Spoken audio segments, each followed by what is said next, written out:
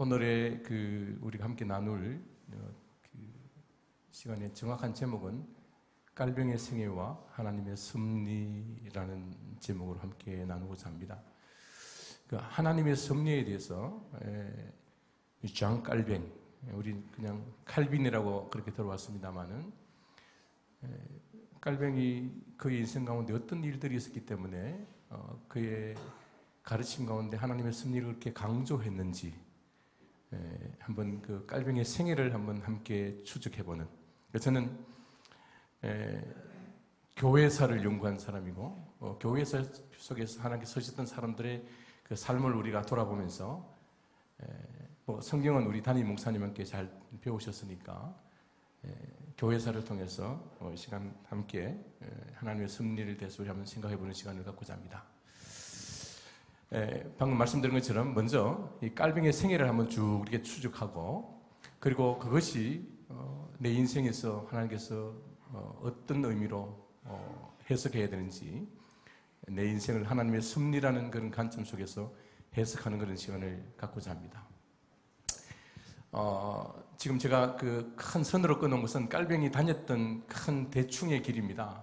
그가 노아용이라는 곳에 태어나서, 그리고 그의 아버지가 파문을 당하고, 그래서 이제 파리를 떠나고, 이렇게 쭉 이런 도시들이 나옵니다. 이런 도시들이 나오는데, 제가 오늘 저 도시들에 대해서 쭉 추적하면서 깔병의 생애 속에 하나님께서 뭐라고 말씀하시고 또 그것을 통해서 하나님께서 깔병을 어떻게 사용하시는가에 대해서 한번 생각해 보도록 하겠습니다. 우리가 가끔 이런 말들을 할 때가 많습니다. 하필 왜 나에게, 그죠? 하필 왜 나에게.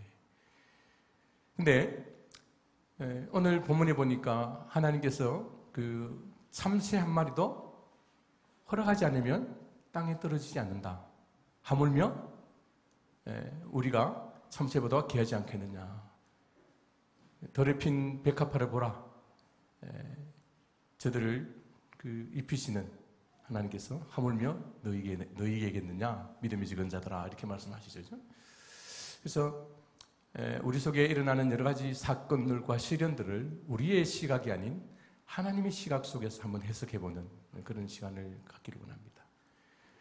근데 종종 그것이 우연이라고 말하는 사람이 있고, 또 어떤 사람은 우리의 머리털까지 세시는 하나님, 하나님이 무슨 노인정에 계신 심심한 어떤 할 일 없는 할아버지나 할머니처럼 할 일이 없어서 우리의 머리카락을 세신 것이 아니라 그만큼 우리의 모든 것을 알고 계신 분이죠. 우리의 앉고 일어섬을 알고 계시고 우리의 생각을 멀리서도 알고 계신 그 하나님.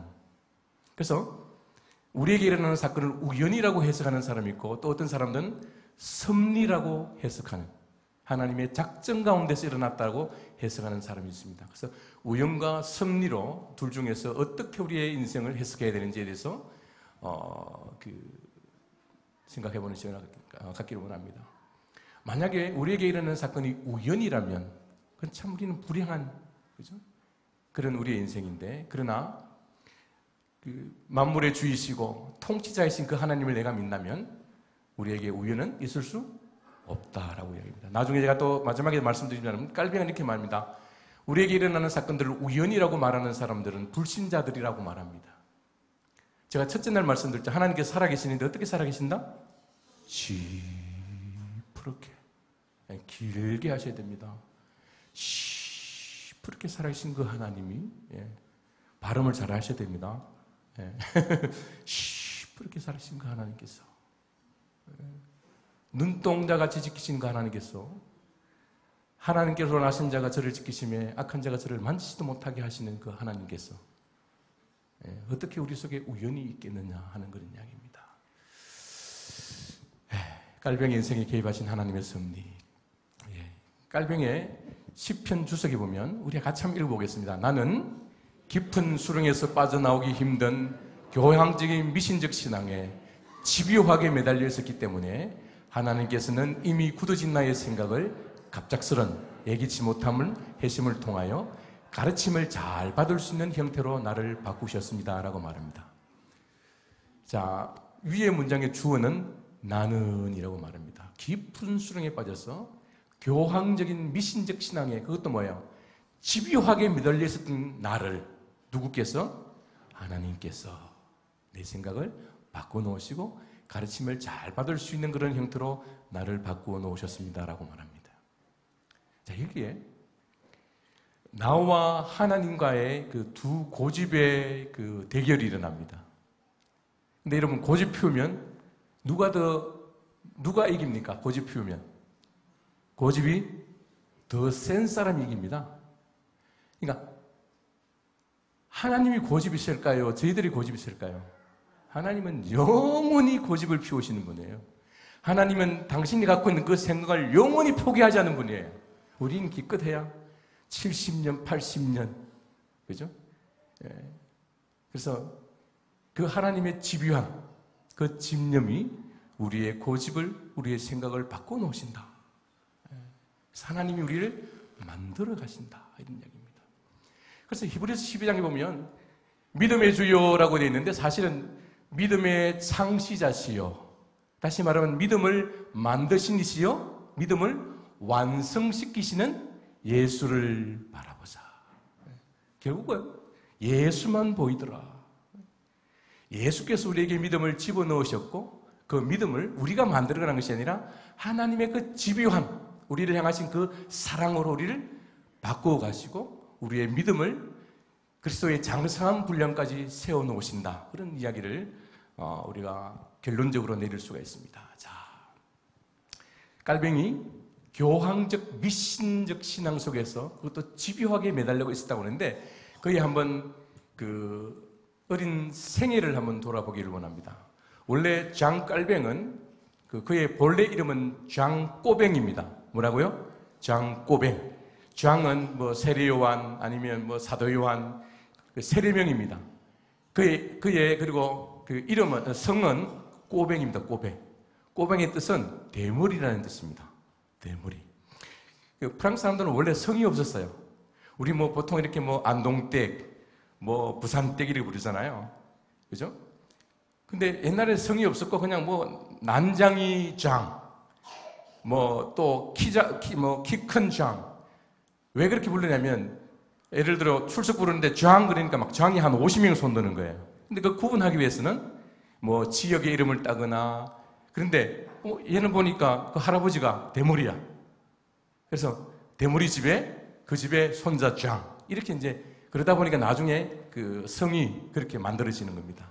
하여튼 뭐 거의 할아버지 뭐 하여튼 뭐 위에 올라가면 그 대머리가 있었던 것 같아요. 자, 장꼬뱅이 이제 태어나는 곳이 여기가 프랑스의 누아용이라는 곳입니다. 파리에서 한 110km쯤 떨어진 곳인데 누아용입니다. 여기 그림 자세히 보시면 왼쪽에 흰색 건물이 보이죠? 거기가 깔뱅이 태어난 곳으로 추정되는 곳입니다. 그리고 그 오른쪽에 보시면 굉장히 높은 성당이 있습니다. 그죠? 그 성당은 1100년경에 저 성당이 지어집니다. 그래서 여러분 우리 어릴 적에도 그렇고 어떤 그 절이나 아니면 그 미신이 심각한 그런 지역에 태어나면요, 거기에 전통적으로 뿌리박고 있는 그 신앙에서 벗어나기가 쉽지 않습니다. 지금도 누아용 근처에는 개신교회가 없습니다. 반경 30km 내에 안에서. 그러니까 저 성당이 갖는 그 권위. 그래서 이제 그 왜 하나님께서 집요하게 매달려 있는 깔뱅이를 어떻게 이제 구출해내신지에 대해서 이제 한번 살펴보도록 하겠습니다. 이게 멀리서 바라본 저 멀리 누아용 성당을 배경으로 하는 그런 그 모습입니다. 그 깔뱅의 그 사인입니다. 사인. 우리 그 사인 하잖아요. 근데 그 뜻이 나는 하나님을 향해서는 당신이고 또 교인들을 향해서는 성도들을 향해서는 여러분이라는 그런 뜻을 갖고 있는데 나는 당신의 종입니다 라고 고백합니다. 왜 깔뱅이 하나님을 향해서 당신의 종입니다 라고 고백하는지를 이제 한번 추적해 보겠습니다. 자, 이 깔뱅의 마지막 순간이에요.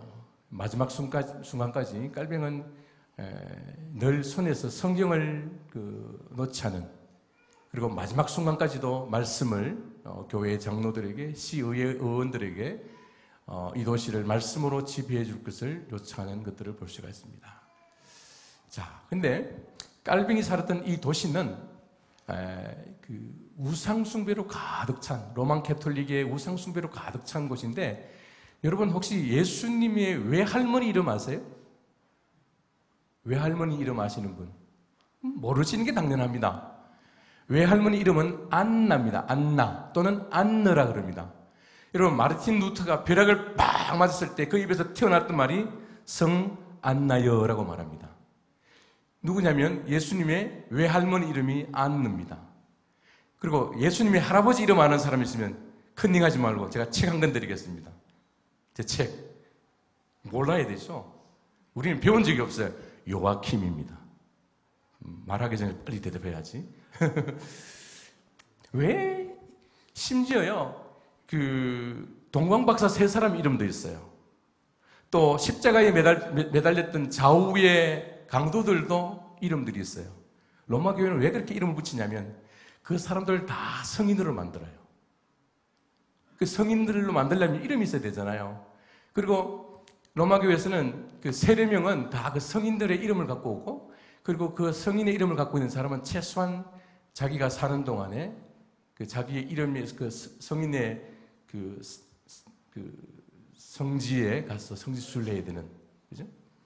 이게 지금 보이는 게 안느라는 머리뼈입니다. 머리. 제가 첫째 날 말씀드렸나요? 유럽에 이 사람들한테 왜 머리뼈를 저렇게 숨기는지 몰라요. 그죠? 세례요한의 머리뼈가 유럽에 몇 개 있다? 4개 있어요. 4개. 그래서 세례요한은 사두개인이다. 사두개인. 머리가 4개인 사람이에요. 하여튼 뭐 제가 붙였습니다. 그러니까 저 밑에 보면 안느여 우리를 위해서 기도해 주옵소서. 그러니까 우리는 직접 예수 그리스도 앞으로 나아갈 수 있는데, 이 사람들은 뭐냐면 꼭 누군가를 통해서 예수께 나아가야 되는 거죠. 그래서 로마 교회와 우리 교회가 전혀 틀린 것은 뭐냐면, 우리는 제사장으로서 부름받았고, 그리고 제사장의 이름으로 우리가 주님 앞에 나가서 기도할 수 있는 것이죠. 자, 이게 이제 깔병이 어릴 적에 다녔던 수도원에 있는 그 안느의 머리뼈입니다. 머리뼈. 자, 이것도 마찬가지입니다. 여기 가면 그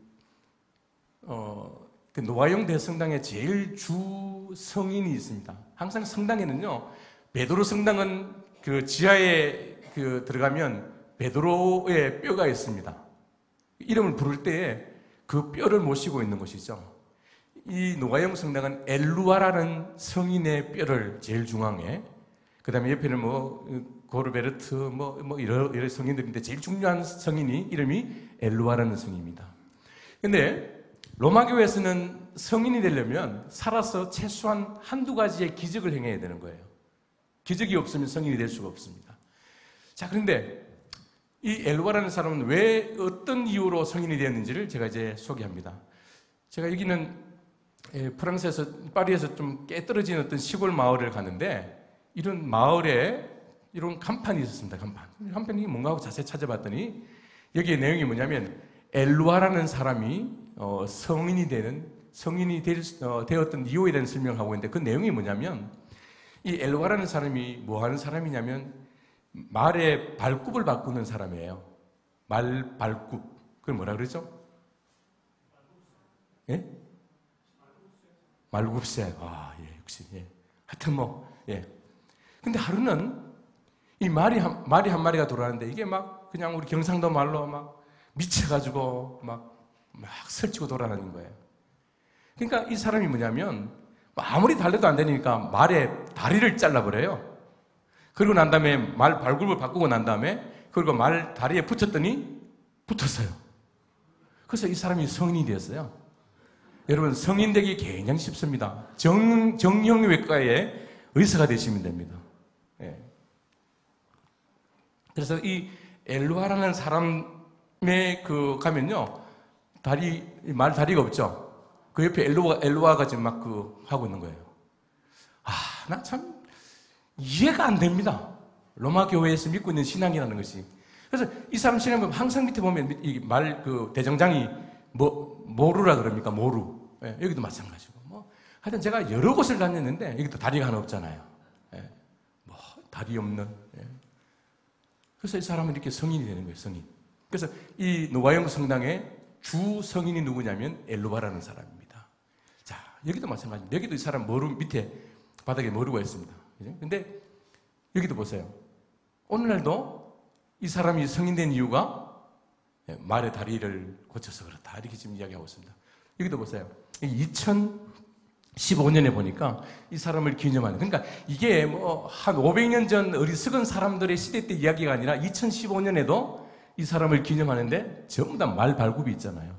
저 사람이 저렇게 해서 성인이 되었다. 그걸 지금도 믿고 있어요, 이 사람들은. 예. 근데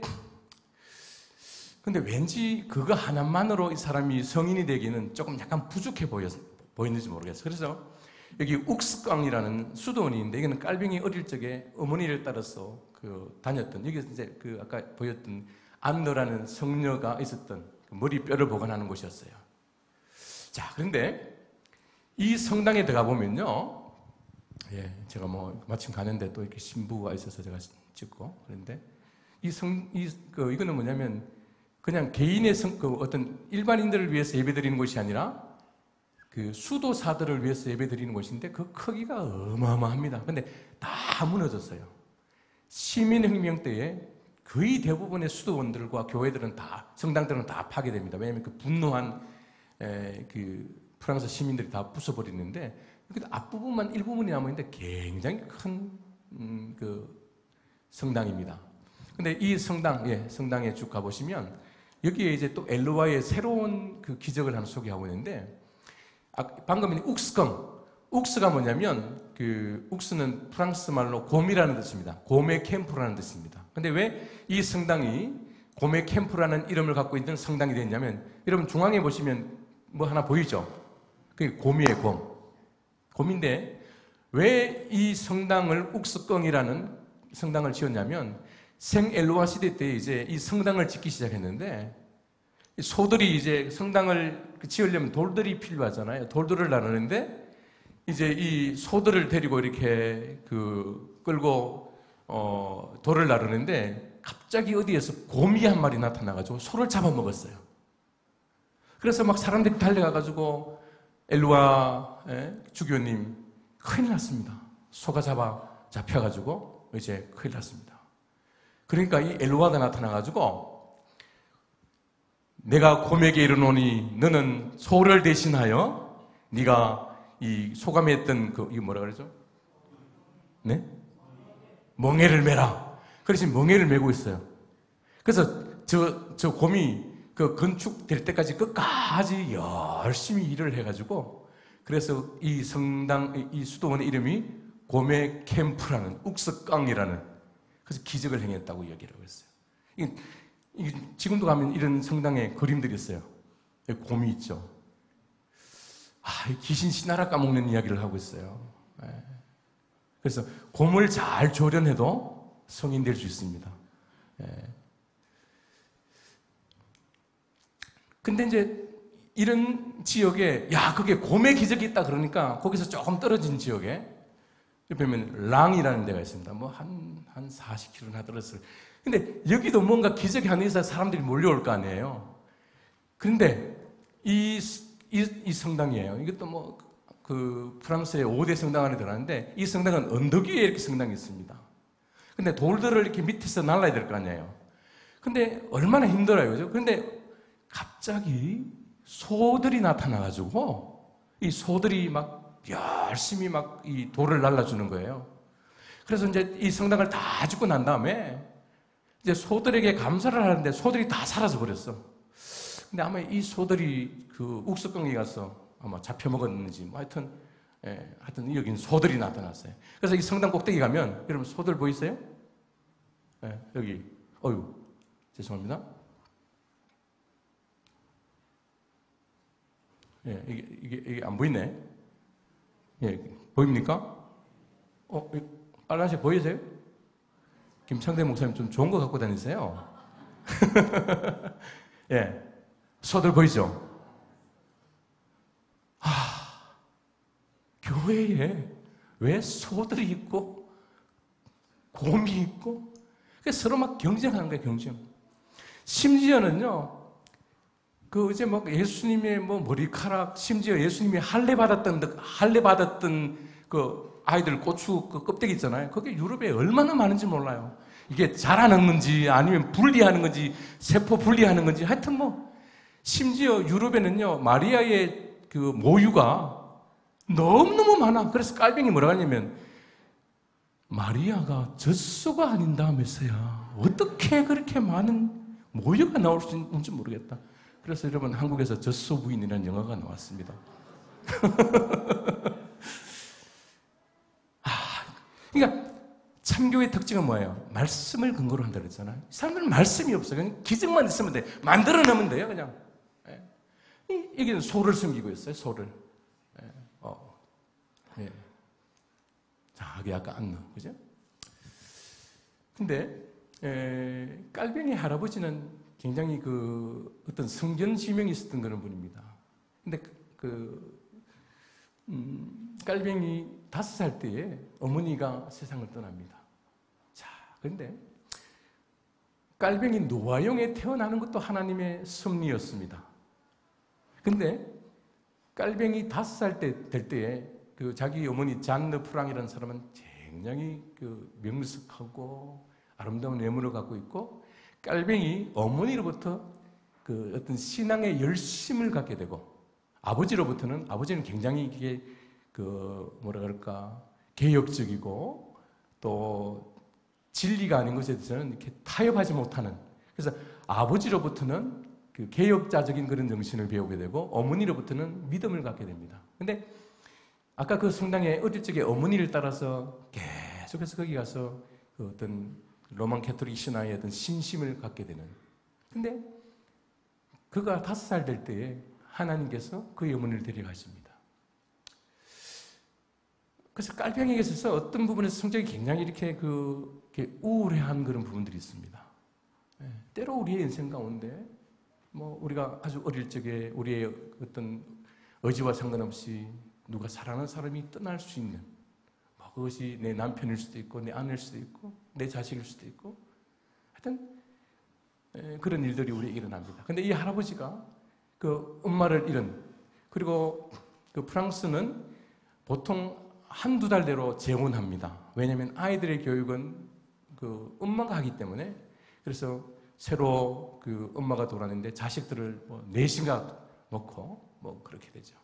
근데 이 할아버지가 이제 깔병이 굉장히 그 불쌍해 보여서 늘 이렇게 데리고 다니면서 이렇게 말합니다. 내가 과거에 배를 타고 세느강을 떠나서 대서양까지 갔는데 거기 가봤더니 얼마나 넓은 세계가 있는지 모른다. 깔뱅 장, 너는 세느강과 같은 그런 그 썩은 물에서 놀지 말고 넓은 세계에 나가서 세계는 넓다. 뭐 그런 이야기를 했었어요. 그래서 깔뱅이 어릴 적에 굉장히 큰 그 세계관을 형성하는 데서 굉장히 중요했던 분이 할아버지의 이름은 알 수가 없습니다만 아마 이게 천주교회였으면 분명히 또 이름이 만들어졌을 것인데 우리 뭐 개신교회는 뭐 이름 모르면 그냥 없음. 그 할아버지로부터 그래서 더 넓은 세계에 대해서 이제 갖게 됩니다. 근데 그 깔뱅이 살았던 이 노아용은 사실은 그 노아용을 빼고 전 거기를 삐끼아르디라는 지역인데 그 지역의 대부분의 지역들로서 이제 종교개혁이 일어나는데 깔뱅이 살았던 노아용은 가장 늦게의 개혁주의 사상이 들어옵니다. 근데 거기도 하나님 뜻이 있습니다. 자, 그래서 그 하나님이 이제 깔뱅이 인생에 개입해 들어오지 않으시면 깔뱅은 뭐예요?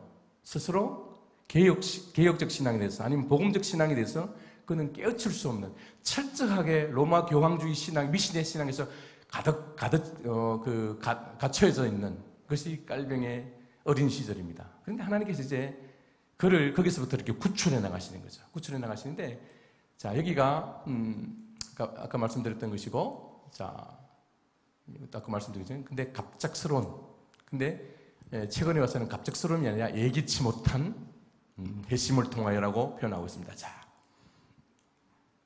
근데 아까 이야기한 것처럼 이제 깔뱅의 그 어머니가 5살 때 세상 떠났는데 만약에 깔뱅의 어머니가 세상을 떠나지 않았으면요.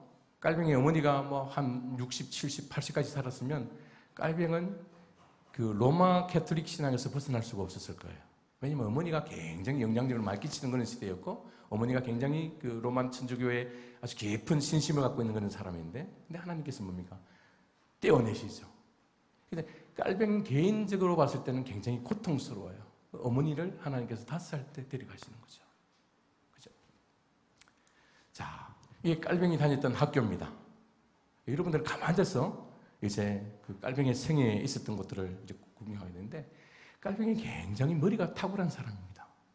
그냥 이렇게 책을 읽으면 책이 다 이렇게 그냥 스캔된다 그러잖아요. 다 기억하는 사람이에요. 어떤 그 로잔에서는 어떤 토론회에 갔는데, 그 로마 천주교의 박사들은 막 오래전부터 막 준비해서 발표하는데, 깔뱅이는 그냥 우연하게 어떤 기회에 그 참석했다가 거기에 그 사람들이 그 인용하는 글들에서 다 반박해요. 당신이 인용한 그 책은 당신이 뭐 56페이지라 그랬는데 56페이지 아니고 뭐 432페이지에 밑에서 내재줄이 있습니다. 뭐 이런 식으로. 그러니까 이 사람은 어떤 준비를 해간 것이 아니라 그냥 이렇게 줄줄줄 나와요. 네. 그래서 이제 이 깔뱅이 아버지가 이 깔뱅이 어떤 그 머리의 명석함을 알고 이제 그 파리로 가서 이제 공부를 시키려는 그런 마음을 갖게 됩니다. 자, 여기는 그 깔뱅이 아버지 제라르 꼬뱅이라는 사람이 그 노가용에서 얼마나 그 사회적 영향력을 끼치고 있는지를 보여주는 것인데, 이게 시청입니다. 시청인데 이 시청을 새로 건물을 지을 때 깔뱅이 아버지가 건축위원장이었어요. 그만큼 깔뱅이 아버지는 그 지역에 굉장히 영향력이 있는 그런 사람이었습니다. 그리고 이곳은 뭐냐면 깔뱅이 처음 성직록을 받게 되는데, 성직록이 있어야지 뭐냐면 파리에 있는 그 대학에 가서 공부를 할 수 있습니다. 그래서 깔뱅이 아버지가 자기의 그 주변의 그 뭐 주교나 아니면 영향력 있는 사람들을 통해서 성직록을 구입하게 되는 거죠. 쉽게 말하면 목회자 후보생이 되는데, 저 성직록을 받는 저곳에서 저기에 속해 있는 재산이 있으면 그걸 n분의 1로 해서 그 헌금을 이렇게 나누어 갖는 그런 곳입니다. 자, 그래서 이 깔뱅이 이제 너무 탁월한 그런 사람이니까 하나님께서 그의 어떤 재능을 통해서 이제 파리 그 노아용을 떠나게 이렇게 하십니다. 이제 하나님께서 깊은 그 우상주의에 매달려 있던 깔뱅이를 이제 끄집어내시기 시작하시는 거죠. 그래서 그가 어디를 향하냐면 프랑스 파리로 갑니다. 거기서 몇 년간 있냐면 5년간 있습니다. 잘 기억해 두십시오. 5년간인데, 자, 그 노아용에서 파리까지 거리가 한 110km에서 120km쯤 됩니다. 근데 하나님께서는요, 어린 깔뱅이 걸어갈 수 있을 만큼, 아니면 마차를 타서 하루나 이틀 정도 걸어갈 수 있을 만큼을 깔뱅이를 이동시킵니다. 만약 깔뱅이 1000km쯤 됐다면, 파리가 한 1000km쯤 있었다면 깔뱅이 아버지나 그 누구도 깔뱅이를, 그죠? 파리로 보낼 생각은 갖지 못했을 것입니다. 근데 한 110km면 뭐 마차를 타거나 뭐 그러면 하루 만에 갈 수 있는, 아니면 뭐 하루 반나절에 될 수 있는. 그래서 하나님께서 우리에게는 뭐냐면 우리가 걸어갈 수 있을 만큼의 거리를 걸어가시는 거예요. 감당할 만한 시험만 걸어가시는 거예요. 하나님이 이런 말하면 참 하나님을 망명되게 하는 말인데, 하나님은요 귀신 쩍제비 같으신 분이에요. 이 말 말고는 하나님을 표현할 수 있는 다른 표현이 없어. 그냥 뭐 제가 신묘막측하다. 하나님이 얼마나 정확하게 우리 인생에 우리가 감당할 수 있을 만큼 딱 우리 인생을 끌고 가신지 몰라요. 그래서 깔뱅이 여기서 5년 동안에 여기에서 이제 천주교 그 스콜라 신학, 천주교의 신학을 배우게 하시는 거죠. 근데 하나님께서 이 깔뱅을 종교개혁자로 세워지기 전에 뭐냐면 로마 교회의 신학을 철저하게 공부해 나중에 로마 교회의 신학을 비판할 거 아니에요. 그래서 5년 동안에 깔뱅이를 여기서 그의 길을 다 막아버리고, 파리에서 뭐 종교개혁이 일어나고 깔뱅이 주변의 친구들 가운데서 개혁주의에 물든 사람인데 불구하고 5년 동안에 길을 다 막아버려가지고 깔뱅이 5년 동안에 아주 깊게 스콜라 철학을 이제 배우게 합니다. 근데 하나님께서 또 개입하지 않으면 깔뱅은 또 로마 교회의 어떤 신학자가 되거나 그의 어머니가 떠나지 않았으면요, 깔뱅은 어머니를 일찍 잃지 않았으면 아마 유명한 추기경이나 뭐 하여튼 뭐 그런 사람이 되었을지도 몰라요. 그리고 또 이 파리에서 5년 동안의 시간을 보내면서 하나님이 다시 간섭하지 않았으면 아마 유명한 그런 신학자로서 그의 생애를 마쳤을지도 모릅니다. 자, 그런데 죄송합니다. 근데 하여튼 이 파리에서 이런 막 종교개혁 운동이 일어나고 막 그럴 때였어요. 근데 하나님께서 그의 길을 막아놓았다 그랬어요.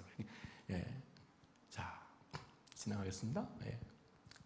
근데 그때 종교개혁자들이 했던 그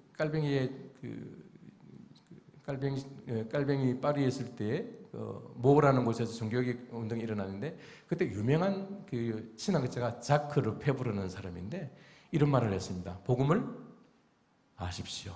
두 번째는 복음에 순종하십시오. 그 다음에 복음을 알게 하십시오. 이건 굉장히 중요합니다. 주님께서 우리에게 내가 너희들에게 분부한 모든 것을 가르쳐 지키게 하라. 그래서 사실은 복음을 아는 것이 참 중요합니다. 그리고 아는 것으로 끝나지 않고 그것에 순종하고 그리고 다른 사람을 알게 하십시오.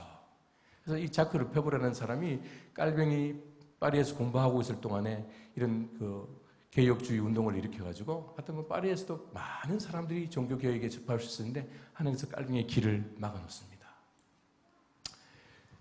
자, 네. 그리고 깔뱅이 파리에 처음 왔을 때의 학교입니다. 콜레지도 막슈라는 학교인데, 근데 깔뱅이 여기에 한 6개월 정도 머무르는데 그 6개월이라는 짧은 시간에 하나님께서 누구를 만나게 하냐면 마투랭 꼬르디에르라는 선생님을 만납니다. 그래서 우리의 만남은 우연이 아니라고 누가 노래했죠? 노사연 목사님께서 이미 노래하셨어요. 우리의 만남은 우연이 아니라. 저는 이 깔뱅이 하나님의 섭리를 공부하고 난 다음에 매 순간 만나는 사람들을 저는 안 잊어버리려고 노력합니다. 하나님께서 이 만남을 통해서 어떻게 일하실지 기대되어지고. 그래서 뭐 시간이 지나서 이름은 잊어버리셨지만 그래서 제가 항상 어떤 곳에 가면 그분 교회 잘 나오시는지 그때 만났던 선교사님 잘 계시는지. 그래서 왜냐하면 깔뱅이 사실 6개월이라는 그 짧은 시간에 어떤 한 선생님을 만나는데 그 선생님이 깔뱅이의 인생을 바꿔놓아 버렸어요. 이 선생님은 우리 50년, 60년 전에도 얼마나 선생님들이 무서웠어요. 근데 이 마트랭 꼬르디에라는 선생님은 굉장히 인격적이었어요. 그리고 애들을 칭찬하고, 그리고 애들이 공부를 잘하면 이렇게 선물도 주고, 같은 굉장히 인격적인 선생님이었는데, 이 마트랭 꼬르디에를 통해서 깔뱅이 라틴어를 잘 배우게 되는 거죠. 여러분, 좋아하는 선생님 있으면 그 과목 공부 잘하잖아요. 그래서 깔뱅이 라틴어를 이때에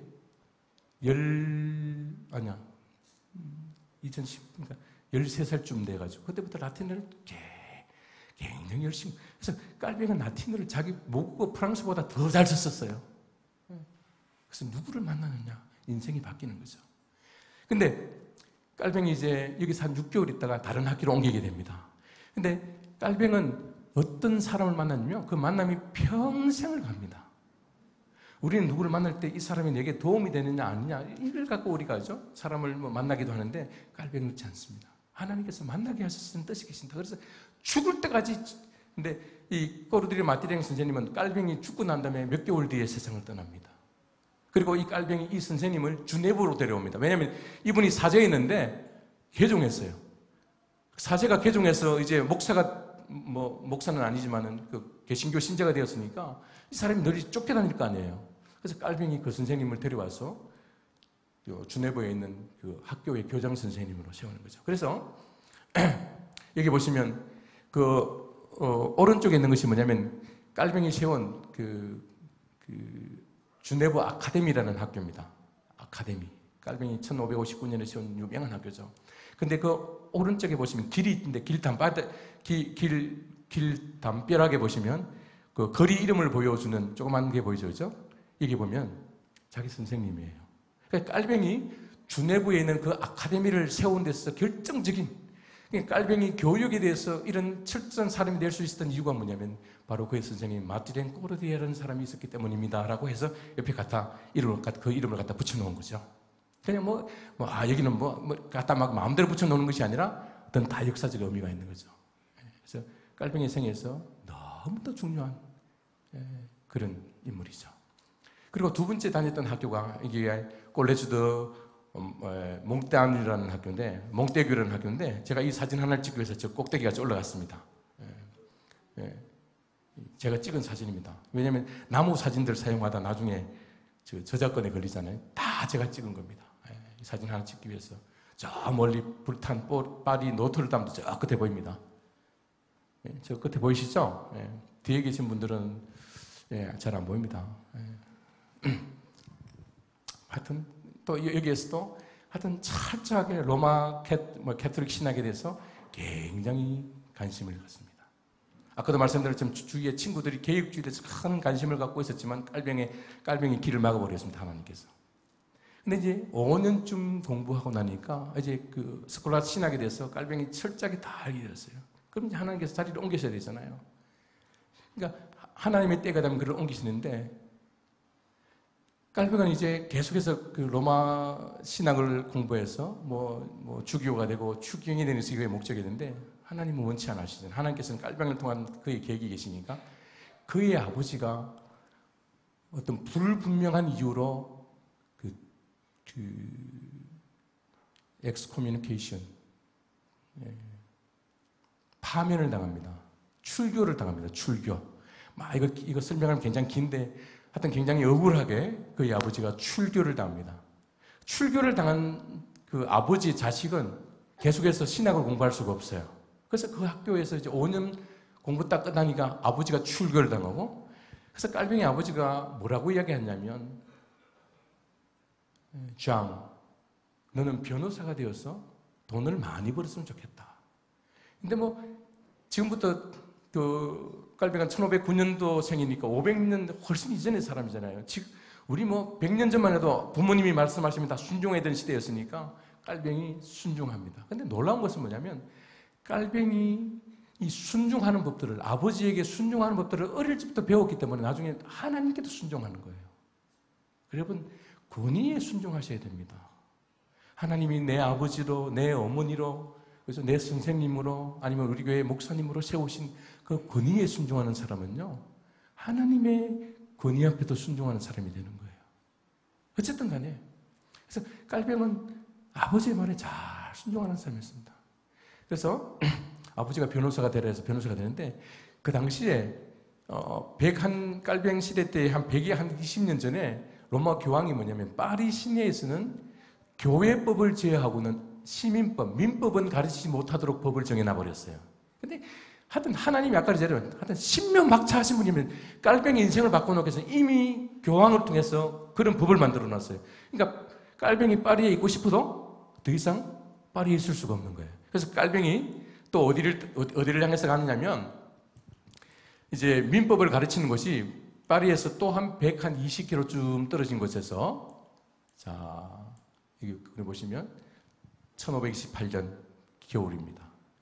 깔병이 오를량으로 하는데, 자, 같이 한번 보겠습니다. 아직 소년이었을 때 나의 부친은 내가 신학 공부하기를 원했었습니다. 그러나 부친은 그가 관련을 맺고 있던 법률학이 더 많은 수입을 보장한다는 것을 깨닫게 되자 자신의 계획을 바꾸었습니다. 근데 아버지가 그의 인생을 바꿔나가는데 사실은 하나님께서 그 아버지를 조정해 나가시는 거죠. 그래서 이제 깔병이 오를레앙이라는 곳으로 갑니다.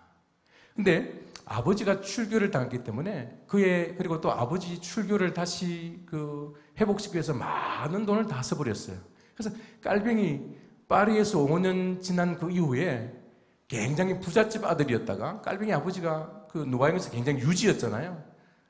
하여튼 쫄딱망한 거지 같은 그런 집이 되었어요. 그래서 깔병이 아까는 마차를 타고 누바용까지 갔을지 모르지만 오를레앙을 갈 때는 아마 걸어서 갔을 수도 있어요.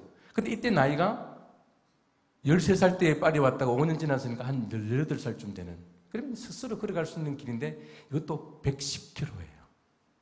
이건 뭐 어떤 책에 나와 있는 것이 아니라 제가 뭐 오를량을 뭐 한 30분, 40분 가다 보니까 저기도 110km인데 여기도 110km네? 네. 하나님이 우리가 갈 수 있는 만큼의 거리를, 이때는 나이가 들었으니까, 그죠? 아마 걸어서 갔을 거예요. 쫄딱망한 가난한. 그런데 하나님은 뭐냐면 저기 갔더니 너무너무 좋은 그 환경들을 만들어 놨어요. 그죠? 근데 깔뱅이 이 오를량에 딱 도착했을 때 자기의 사촌형이 있었는데 사촌형 이름이 올리베 땅입니다. 올리베 땅이라는 이름의 뜻은 뭐냐면 밤새도록 올리브 기름을 불태워서 공부하는 사람이다. 그래서 올리베 땅. 밤새워서 올리브 기름을, 별명이 올리베 땅이에요. 근데 이 사촌형 올리베 땅이 깔뱅을 만났을 때 이제 그 오를량 대학을 졸업하고, 그리고 이 사람은 종교교역자이기 때문에 빨리 도망가야 되는, 그래서 바젤로 도망가기 전에 깔뱅이 그때 딱 이렇게 만나는 거예요. 그리고 이 올리베 땅이 깔뱅이에게 뭐라고 했냐면, 네가 인문학이나 이런 법학을 공부하기 전에 성경을 제대로 공부해라. 성경의 모든 진리가 다 들어있다라고 이야기를 하는 거죠. 근데 깔뱅이 그때 이제 그 충격을 받게 되고, 그리고 올리베 땅은 이제 그 바젤이라는 곳으로 그가 가게 됩니다. 자, 그런데 아까도 말씀드렸죠, 그죠? 파리에는 일반법을 가르치는 학교가 있었다면 깔뱅은 사촌형도 만나지 않고 아마 그렇게 살을 것인데, 이렇게 법을 만들어 놨어.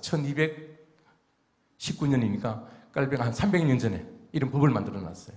그래서 깔뱅이 이제 오를량에 내려오게 되는 거죠. 자, 근데 자기 사촌형이 성경 읽으라 그랬잖아요. 근데 하나님께서 야, 성경 읽으라 그랬는데 성경 여러분 읽으라 하면 읽겠어요? 근데 그의 선생님이 누구냐면 멜키오르 볼마라는 사람이에요. 이건 동방박사 이름 가운데 한 이름이에요. 멜키오르라는 것은. 하여튼 이 사람은 독일 사람이에요. 그러니까 하나님께서 깔뱅을 변화시키기 위해서 독일의 튜빙겐에 있는 박사인 이 멜키오르 볼마라는 교수를 깔뱅과 만나게 하는 거예요. 근데 이 선생님은 뭘 가르치냐면 헬라어를 가르쳤어요. 그러니까 이 교수님을 딱 만났으니까 올리베 땅이 너 성경 읽으라 그러는데 이 사람을 통해서 헬라어 성경 원전을 읽기 시작하는 거예요. 이제 라틴어를 끝냈잖아요, 5년 동안에. 그 다음에 이제 성경의 언어를 읽을 수 있는 헬라어를 이분을 통해서 만나게 됩니다. 근데 이 오를레앙이라는 것이 이때는 깔뱅이 1528년대에 있으니까 이때는 뭐냐면 독일에서 유학한 유학생들이 이 루터의 사상을 갖고 돌아가지고 그 오를레앙에는 그 뭐라고 하면 개혁주의 우물이 있는 곳이다 그래요. 물이 퐁퐁퐁퐁 솟는. 그래서 깔뱅이 그 멜키오르 볼마로와 또 독일 내 유학생들을 통해서 복음을 이제 접해 나가고, 저는 깔뱅이 1128년에 오를레앙에서 회심했다라고 하는 저는 확신을 갖고 있습니다. 근데 이 볼마라라는 선생님이 깔뱅이 도착했을 때 뭐라고 이야기했냐면, 나는 내년에 여기서 또 좀 떨어진 부르주라는 곳에서 내가 거기 가는데, 이제 부르주라는 곳에 그 대학을 세웠던 사람이 누구냐면 프랑스와 1세라는 프랑스 최고의 그 왕인 누나가 있습니다. 그 누나가 그 대학에 유럽의 최고의 대학을 만들기 위해서 교수들의 월급을 3배씩, 4배씩 줘서 유능한 교수들을 다 불러 모았어요. 마르그리트라 그러는데, 마르그리트 땅굴렘이라고 부르고, 뭐 마르그리트 드 나바르라고 부르는데, 이 사람은 나중에 나바르 왕국의 여왕이 되는 사람이에요. 그래서 이 교수도 뭐냐면 너무 좋은 조건에 새로운 좋은 대학이 생겼으니까 내가 내년에 내가 거기 가게 된다. 너도 그 학교로 왔으면 좋겠다. 자, 근데 깔뱅이 여기에서 누구를 만나냐면 테오도르 베즈라는 사람을 만납니다. 테오도르 베즈. 이건 누구냐면 나중에 깔뱅이 주네부에서 함께 그 사역하고 깔뱅이의 후계자가 되는 사람이에요. 그죠? 근데 동력자가 되기 위해서 하나님께서 이미 이때에 깔뱅이 19살 때 이 테오도르 베즈는 한 9살쯤 되는 10살 정도 차이 나는 그 어린아이 하나가 이 멜키오르 볼마르 선생님 집에서 공부를 하고 있었어요. 그래서 여러분, 제가 계속해서 강조하는 것은 누구를 만났을 때 그 만남을 통해서 일하시는 하나님에 대해서 여러분 자꾸 살펴보셔야 돼요. 하나님 왜 이 사람을 만나게 하셨을까? 그래서 여러분이 임의적으로 이렇게 좋아하는 사람, 싫어하는 사람 이렇게 구분하고 버리고 뭐 그러지 마시고, 하나님이 왜 만나게 하셨을까? 자,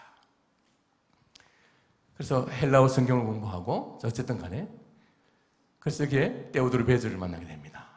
깔뱅이 살았던 데는 굉장히 가난했어요. 깔병이 살은 집이 추정되는 것인데, 근데 하나님께서 로마 천주교 신자 가운데서 아주 신실한 친구들을 만나게 하셔요. 이 사람들이 배고픈 깔병을 데려다가 밥을 주고, 그리고 돈을 많이 빌려줬어요. 그래서 깔병이 자기의 달력에 보면 돈 빌린 거 계속 이렇게 기록해두고 있고, 돈이 없으니까. 근데 이 친구들이 오랫동안 깔병의 후원자가 됩니다. 근데 개혁주의가 아니어서 로마 천주교의 신자를 통해서 이제 공부하게 하는 거죠. 그러고 난 다음에 1529년에 부르주라는 곳에 갑니다. 부르주. 이 부르주는 개혁주의의 용광로입니다. 용광로. 아까는 개혁주의의 우물이었잖아요. 우물. 근데 하나님께서 이제는 깔병을 변화시키기 위해서 용광로에 집어넣어요. 용광로 속에. 그래서 깔병이 여기서 이제 그 종교개혁자로 완전히 거듭나게 되는 곳인데, 여기도 거리가 110km쯤 됩니다. 놀랍지 않아요? 그죠? 깔병이 걸어갈 수 있을 만큼의 거리. 우리의 여정을 110km 정도로. 그래서 이 부르주에서 깔병이 이제 개혁자로서 여기서 가르치기 시작합니다. 자, 이 깔병이 살았던 집입니다. 이거 찾아낸 게 아마 제가 한국 사람은 뭐 최초일 거 어쨌든 간에 제가 다 이렇게 찾아다니면서 역사책에 뭐 번지가 나와 있지 않고 뭐 이렇게 하여튼 찾아갔습니다. 이게 깔병이 살았던 집입니다. 어디 저 기퉁이에 어디 뭐 모퉁이 집에 살았습니다. 그리고 여기가 부르주 대성당 옆에 신학교가 있었어요. 신학교에 있는 터인데 저기서 아마 깔병이 공부를 했을지도 모르겠습니다. 그리고 자, 지나가겠습니다. 예. 여기는 뭐냐면 깔병이 이제 종교개혁자, 저기가 저 돌이 보이죠? 저 돌은 뭐냐면 상인들이 특별히 여기는 뭐냐면 고기 뭐 생선을 파는 상인들이 저기 올라가서 막 사람들 손님들 막 이렇게 불러 모으고 뭐 이렇게 얼마 막 소리 지르는 곳인데, 장이 안 쓴 날 깔병이 저기 올라가서 저 돌 위에서 종교개혁의 사상을 가르쳤어요. 그래서 저 돌을 깔병의 돌이라 그럽니다. 깔병의 돌. 예. 여러분들이 보시면서 저기 한 가고 싶다 이런 생각이 들죠? 여러분 오시면 제가 현장, 지금은 사진으로 보여드리지만 저와 함께 하시면 저건 이제 눈으로 볼 수 있는 날이 있을 것입니다. 1년 내로 그런 일이 있기를 바랍니다. 예, 아멘 하신 분은 다 오셔야 됩니다. 예. 그리고 이것은 이제 깔병이 가르쳤던 집입니다. 근데 여기 보면 이렇게 말합니다. 그 지역의 전통에 따르면 깔병은 이 사무실, 이 방에서 개혁주의 사상을 설교했다. 근데 그가 부르주의 학생으로 있을 때라고 말합니다. 그래서 어떤 학자들은 깔병은 1533년에 아니면 32년에 개종했다 그러는데, 여기 갔더니 깔병이 1528년, 29년에 학생으로 왔을 때 이미 그는 개혁주의를 이곳에서 가르쳤다라고 이렇게 되어 있어요. 그래서 제가 또 이걸 또 바꿔놨던, 교수님들이 틀렸다는 것들을 또 제가 역사를 바꿔놨던 그런 현장인데, 어쨌든 간에 이 깔병이 가르쳤던 어거스틴 수도원이에요. 수도원. 그리고 또 깔병은 여기에서 그의 알고 있는 어떤 집에 가서, 지하실에 가서 설교를 하게 됐습니다. 자, 여기도 굉장히 유명한 곳인데, 여기에서도 한 모퉁이에서 그가 설교를 하고. 그런데 이제 깔병이 이제 개혁주의자가 이제 완전히 여기서, 그죠? 자기 아버지 때문에 이렇게 왔는데, 거기에서 이제 완전히 개혁주의자가 되었어요. 근데 더 이상 이제 아버지가 필요 없잖아요. 그래서 하나님께서 그의 아버지를 데려가시는 거예요. 마치 깔병이 어떤 인생의 주인공처럼 어떤 사람을 만나게 하시고, 아까 볼마르 같은 선생님은 또 나중에 튜빙겐으로, 자기 일이 끝나고 나면 튜빙겐으로 가버려요. 하여튼 하나님께서 여러분들을 뭐냐면 인생의 주인공처럼 어떤 사람을 붙이기도 하시고, 그래서 여러분을 변화시키시고 세우시고, 그래서 여러분이 주인공입니다. 주인공. 하나님은 여러분 각자의 삶에 관심이 있는 거예요. 자, 그래서 아버지가 돌아가시고 다시 오를량에 와서 박사학위를 받습니다. 그리고 변호사가 되는 거예요. 근데 하나님께서 깔병을 변호사로 시키신 이유가 있습니다. 변호사의 특징은 뭐예요? 남의 이야기를 잘 들어야 돼요. 그래서 깔병은요, 루터는 책을 이렇게 루터 책 몇 권만 읽으면 루터가 어떤 사람인지를 성격, 왜 루터는 막 자기 얘기를 다 해버려요. 그 어떤 사람 만나면, 저 어떤 사람 만나면 1시간 만나면 거의 인생을 다 듣는. 그 루터는 막 자기 이야기가 너무 많아. 근데 깔뱅은 늘 듣는 이야기고 자기를 표현하는 그런 습관이 없어요. 그래서 깔뱅은 책 뭐 10권 읽어도 그 사람이 어떤 사람인지 잘 몰라요. 근데 어쨌든 간에 다른 사람의 말을 잘 병청하는 변호사이기 때문에. 그래서 정말 그 시대 속에서 꼭 필요한 그런 목회자로 깔뱅을 세우게 되는 거죠. 여기서 깔뱅이 박사학위 받았던 것입니다. 뭐 이건 다 지나가겠습니다. 깔뱅이 박사학위. 근데 이제 깔뱅이 공부를 끝나고 난 다음에 이제 계속해서 학자가 되고 싶었어요. 그래서 그 세나카의 간용론이라는 책을 친구한테 돈을 빌려가지고, 왜냐면 깔뱅이 탁월한 사람이기 때문에 이 책이 나오면 학자로서 유명해지고 교수가 될 것이라는 생각을 갖고 책을 냈는데 책이 하나도 안 팔렸어요. 쫄딱 망했어요. 때로 하나님께서 우리의 생애 가운데 내 계획대로 되는 것을 막아버리실 때가 있어요. 만약 깔뱅이 하나님께서 여기 개입하지 않으면 깔뱅은 뭐냐면 그냥 인문주의 학자로서 그의 인생은 끝날 수밖에 없어요. 근데 하나님은 깔뱅이에 대해서 계획을 갖고 계시잖아요. 그래서 안 팔리게 하고 망해버리고 빛을 잔뜩 지게 되는 거죠. 그래서 할 수 없이 깔뱅이 이제 뭐냐면 파리로 다시 올라가서 여기서 히브리어를 배웁니다. 놀랍잖아요. 헬라어 끝나니까 히브리어를 배워요. 왜냐하면 깔뱅이 원어 성경을 직접 보고 나중에 설교할 수 있고 주석을 설교하기 위해서는 히브리어가 필요하잖아요. 그래서 그의 인생에 때로는 바리게트를 쳐서 돌아가게 만드시는 거예요. 근데 여기서 히브리어를 배우는 것으로 끝나는 것이 아니라 여기서 이제 할 이야기가 굉장히 많이, 지금 벌써 시간이 많이 갔습니다. 막 지나가겠습니다. 그죠? 하여튼 여기에서 또 누구를 만나면 깔뱅이 파리에서 처음 두 번째 학교에 있던 꼴레주 몽테교에서 배웠던 같이 친구였던, 근데 나이는 뭐 좀 몇 살 많아요. 니콜라 코비라는 사람이 의사였는데 이 사람이 뭐냐면 파리 대학의 학장으로 왔어요. 그래서 깔뱅이 친구한테 찾아가가지고, 야, 네가 학장 취임 연설할 때에, 야, 우리 그때 나한테 개혁주의 이야기했는데 네 취임사에 종교개혁에 대해서 이야기해라. 그랬더니 니콜라 코비 하는 이야기가, 야, 나는 의사인데 내가 뭐 어떻게 쓰겠니? 그럴 때에 깔뱅이 이런 말 하죠. 모세 옆에 아론을 왜 붙여두시느냐고. 네가 못 쓰면 내가 있지 않느냐고. 그래서 깔뱅이 막 연설문을 쫙 다 써주는 거예요. 근데 이제 로마 교회 교수들과 사제들 앞에서 이 니콜라 코비 막 종교교육에 대해서 막 이야기하고, 뭐 의를 위해서 핍박을 받는 자는 복이 있나니 막 이런 이야기 하니까 이 사제들이 막 참남하다 하면서 뛰쳐나가서 경찰한테 신고해 버렸어요.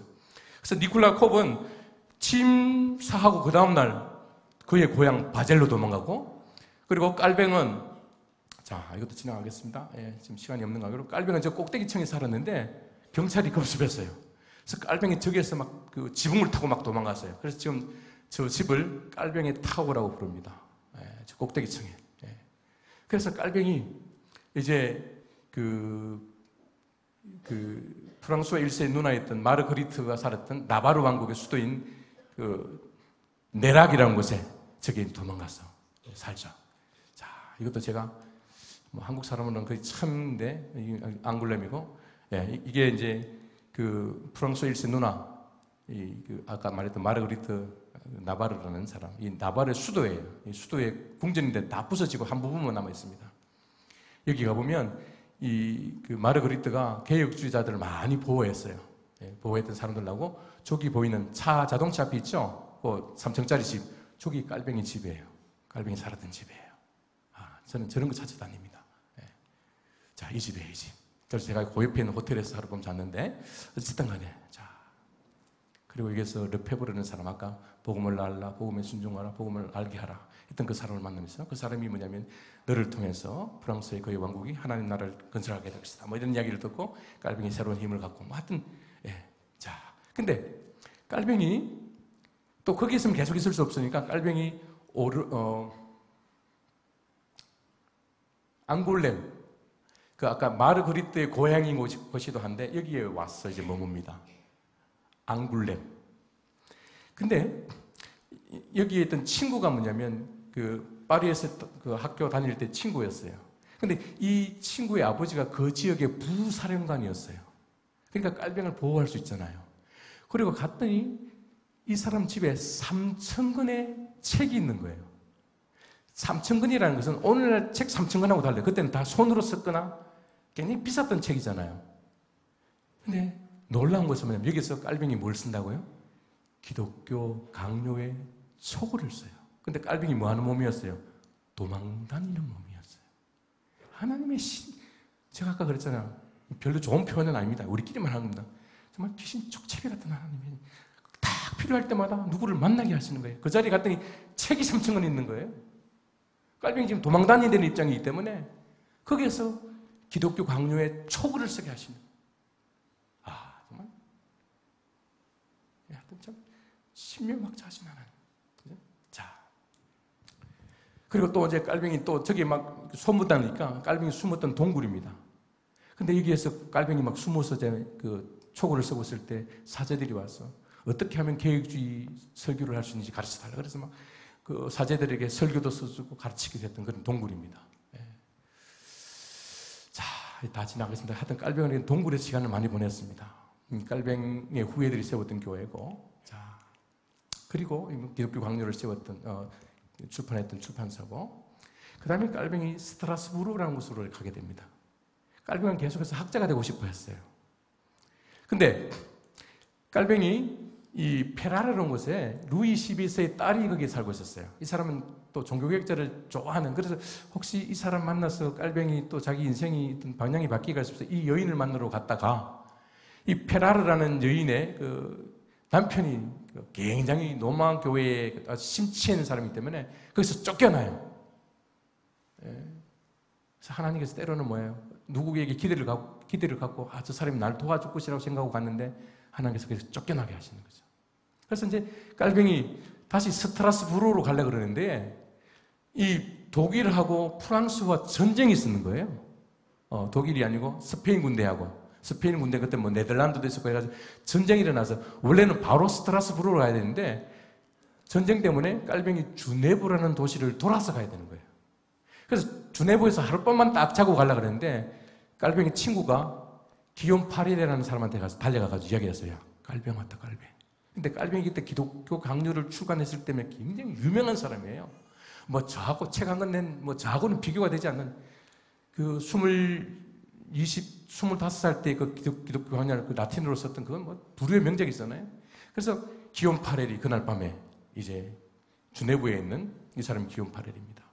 그래서 이 사람이 깔뱅한테 가서 깔뱅 이제 이 주네브가 종교개혁을 받아들이는데 너 나와 함께 동력하지 않겠니? 이랬을 때 깔뱅이 단칼에 거절합니다. 나는 학자가 되기를 원합니다. 나는 목회를 해본 적도 없고 나는 목사 되기 싫습니다. 이때 이 기욤 파렐이 아주 막 목청이 대단히 큰 분이었어요. 내 이놈, 네 공부에 하나님께서 저주의 저주를 내릴 것이다. 이렇게 막 큰 소리를 쳤어요. 근데 깔뱅이 그때 그 음성이 마치 하나님의 음성처럼 내성처럼 느꼈어요. 그래서 깔뱅은 늘 순종을 잘하는 사람이잖아요. 기욤 파렐이 그 말을 듣고 그 자리에서 무릎 꿇고 네, 제가 여기서 사역하겠습니다. 그래서 이 기욤 파렐의 그 저주 때문에 이제 거기에서 사역을 하게 되죠. 근데 이 기욤 파렐하고 그 주네브에서 1년도 사역을 못해요. 주네브의 사람들이 뭐 성차 문제 때문에 쫓겨나요. 자, 여러분 그 쫓겨난 깔뱅이의 심정이 어떻겠어요, 그렇죠? 때로는 하나님께서 기욤 파렐이 막 내 이놈 하고 소리치는 장면이에요. 그래서 1년 목표에 추방을 당하는 거죠. 그래서 속으로 아마 아이고 기욤 파렐 뭐 그냥 오자 그랬더니 뭐 이러자고 뭐 했느냐고 아마 그러고 두들두들면 다시 이제 그냥 공부하려고 그렇지 나는 목회자 자격이 없어 하고 이제 다시 스트라스부르로 가게 되는 거죠. 스트라스부르에 이 스트라스부르에서 깔뱅이 이제 갔는데 여기에 또 누가 있었냐면 마르틴 부츠라는 목사님이 계셨어요. 근데 이 목사님이 하는 이야기가 야 여기에 프랑스에서 그 탈주한 그 프랑스 개신교 신자들이 너무 많은데 너가 여기서 목회를 한번 해봐라. 막 싫다 그러다가 또 깔뱅 또 이 마틴 부츠한테 혼나요. 네가 요나가 되고 싶니? 뭐 하여튼 귀가 얇은지 뭐 하여튼 권위에 순종을 잘했는지 어쨌든 간에 또 거기서 그 프랑스에서 도망 나온 개신교 신자 한 300명 내지 한 400명을 목회하게 되는 거죠. 근데 깔뱅이 그때까지 독신이었잖아요. 그래서 주변에서 이제 결혼해야 된다고, 야, 어떻게 목회를 어떻게 네 혼자 할 수 있니? 그래서 막 이렇게 중매들이 들어올 거 아니에요. 근데 깔뱅이 굉장히 부유한 집에 있던 귀족의 여인들로부터도 이렇게 선을 받는데, 이 사람이 프랑스어를 못해요. 왜냐면 스트라스부르가 그 당시에는 독일 땅이었기 때문에. 근데 깔뱅은 내가 이 프랑스 사람들을 목회하는 데 있어서 불어를 잘해서 내 교인들을 돌볼 수 있는 사람이 필요하지, 돈 많은 사람이 필요 없는 거죠. 우리 같으면 좀 돈 많은 사람 어떻게? 그래서 뭐라고 하냐면, 당신이 불어를 배우든지, 아니면 나하고 결혼할 때 불어를 배우고 싶죠. 그런데 돈 많은 사람이 언제 또 불어를 배워서 그래서 헤어지고 어쨌든 간에. 그래서 깔뱅이 누구와 결혼을 한다면 이 마틴 부처가 소개해줬던 뒤에 나옵니다. 제가 지금 자 이들레트, 이분은 아나바티스트의 남편이 흑사병에 죽고 아이 둘 데리고 있는 가부였어요. 네, 참 이 부분은 굉장히 제가 할 이야기가 많은데, 이 당시의 결혼은요, 우리처럼 집안에 어떤 조건 따지고 그러지 않았어요. 결혼은 약자를 보호하는 것이었어요. 총각이 애 둘 놓고 있는 가부와 결혼하는 거죠. 원래 개신교의 결혼은 뭐라고요? 약자를 보호하는 거예요. 그래서 어떤 목사님이 돌아가시면 그 사모님을 주변에 친구가 또 결혼해요. 그리고 또 목사님 돌아가시잖아요. 왜냐면 그때 이렇게 병도 많고 막 죽임당하니까. 그래서 어떤 사모님은요, 주변의 목회자들과 7분 결혼한 사람도 있어요. 우리나라 같으면 미쳤나 니? 그러지 않겠어요? 니 돌았나? 그럴 거 아니에요. 근데 이 사람들은 뭐냐면 고아와 가부와 나그네를 돌봐야 된다는 하나님의 말씀에 대해서 있었기 때문에 그래서 그 사모님은요, 자녀가 12명이가 그래요. 아이고, 빨리 끝내라고 제가. 하여튼 근데 이들레트를 만났는데, 우리 여러분 이제 장가와 시집본 애들 부모님들 잘 명심하십시오. 하나님이 예비한 사람을 만나야 돼요. 조건을 생각하지 마십시오. 조건은 언제든지 바뀔 수 있습니다. 내 동생이 바로 밑에 있는 내 동생이 있는데, 이 동생이요, 반주자예요. 근데 우리 교회 지휘자가 있었는데 내 친구인데, 이 친구가 소아마비예요. 근데 소아마비가 아주 심하게 근데 어느 날 둘이 눈이 맞아가지고 우리 아버지한테 결혼한다고 온 거야. 우리 아버지가 제도 여동생을 하여튼 저는 몇 번 맞았는데 우리 여동생은 평생 손댄 적이 없어요. 근데 우리 아버지가 뺨을 때리면서 사람 같은 것을 데려와야지. 우리 아버지가 화가 났어. 그랬더니 여동생이, 아버지 그럼 나도 다리 하나 분질러가지고 두 불구자가 함께 살겠다고. 제가 그때 서울에서 제가 신학 공부할 때는 우리 아버지가 찾아오셔서, 장로님이신데 니는 어떻게 생각하나? 그래서 제가 이렇게 말했어요. 아버지, 얘가 만약에 지가 칼을 두고 지 다리를 잘랐다 그러면 그거는 지가 잘못한 것이지만, 불구자로 송아비로 태어난 것이 지 선택과 상관없이 그렇게 태어났는데, 우리의 자식들 가운데서 교통사고로 다리를 잃기도 하고 또 우리 가운데서도 그런 자식이 나올 수 있는데, 어찌 그 다리를 전다는 이유 때문에 결혼을 반대할 수 없습니다. 그리고 또 우리 아버지가 또 저한테 제 말을 잘 들었어요. 그래서 둘이 결혼시켰어요. 제가 하는 이야기는 뭐냐면, 어떤 세상적인 조건으로 우리가 살아보면 안 된다는 거죠. 그냥 외모가 예쁘다, 그게 중요한 것이 아니라 그 속에 예수 그리스도를 닮아가려고 하고 예수 그리스도 앞에 복종하려는 그런 마음이 있으면 못 배웠으면 어때요? 여러분 애 키우는데 여러분 공부했던 거 다 무슨 필요가 있어요? 아무런 도움이 없어요. 정말 아이들을 믿음으로 양육할 수 있는 그런 좋은 며느리, 그죠? 직장 속에서 신실하게 살아가는 그런 좋은 사위감이 있으면 그냥 다른 거 따지지 말고 믿음 보고 결혼시키는 거죠. 그래야 그 가정이 믿음의 사람으로 또 살아갈 것 아니겠습니까? 그죠? 어쨌든 간에 깔뱅은 이들레트라는 사람을 만나고, 그런데 깔뱅이 자식을 낳았는데 자식 3명이 다 죽어버려요. 어릴 적에. 그래서 깔뱅이 절망하는. 그 자식이 죽고 나니까 사람들이 뭐라고 이야기했냐면, 하나님이 저주다 봐라. 로마 교회를 떠난 것은 바로 네 자식이 다 죽는 것으로 보여준다. 이렇게 사람들이 공격해요. 우리가 실패하면 사람들이 공격하잖아요.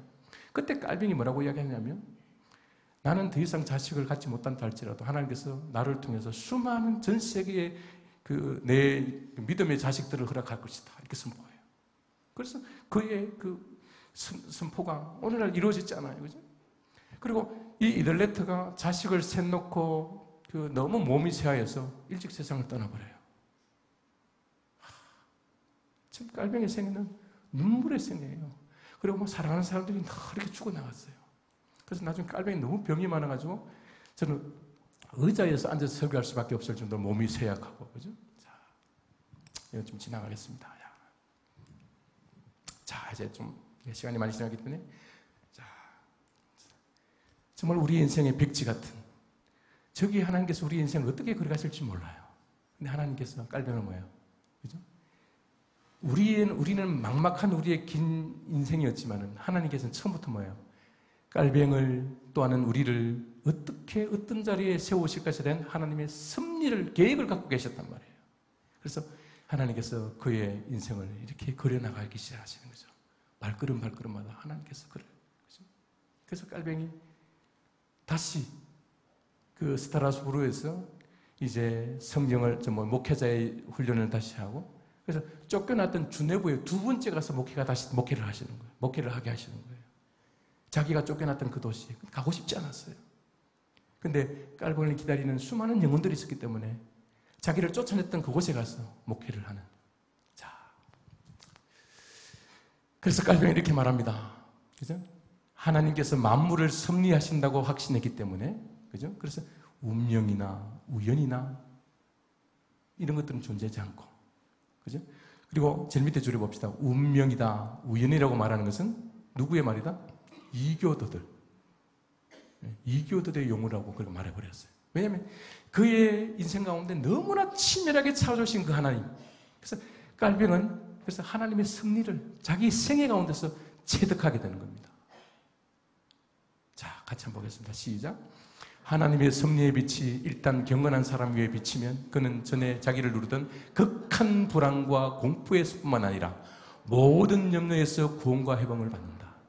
하나님이 작정한 것이 아니고는 아무것도 일어날 수 없음을 알기 때문이다 라고 말합니다. 여러분의 인생에 대해서, 미래에 대해서 불안하기도 하고 그럴 때마다 참 답답한데 때로는 하나님께서 주신 평안함이 있습니다. 그게 하나님께서 주신 뜻일 수도 있습니다. 그죠? 그래서 내게 일어나는 가운데 그 어떤 것도 뭐다? 하나님이 뭐하지 않고서는, 작정하지 않고서는 그 어떤 일도 일어날 수 없다. 우리의 자식이 아프게 태어났든지, 또 아니면 내 딸이, 내 아들이 이혼을 해서 혼자 살고 있든지, 그 모든 일들이, 물론 우리의 실수도 있지만 하나님이 무엇 하셔야 된다? 작정하셔야 되는 거예요. 뭐 하셔야 된다? 하나님이 허락하셔야 된다는 거예요. 허락하지 않고서는 그런 일들이 일어날 수 없다. 깔병이 어릴 적에 어머니가 세상을 떠나고 그의 형이 비참한 죽음을 갖고, 사촌형이 죽음을 당하고, 자기 부인이, 자기 자식들이 죽고, 그 가운데서도 뭐냐면 하나님은 그 가운데서도 내 인생의 주인이시고 내 인생을 이끌어 가신다. 왜냐하면 참새 한 마리도 허락하지 않으면 땅에 떨어지지 않는 그 하나님. 그래서 깔병이 이 생애를 통해서 배우게 됐습니다.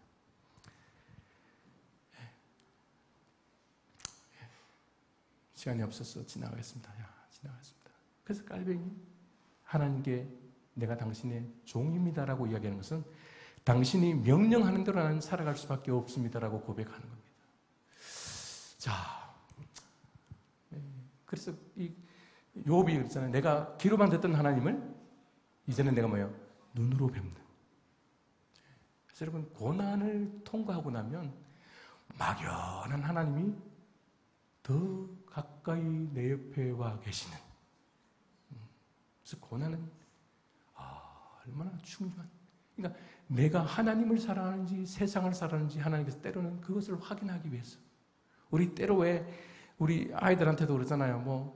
없다, 뒤 숨겨놓고, 애들 반응 보려고 이렇게 그러잖아요. 하나님도 때로는 뭐냐면 당신이 계획해놓은 것을 갖고 계시는데 안 보여줄 수도 있어요.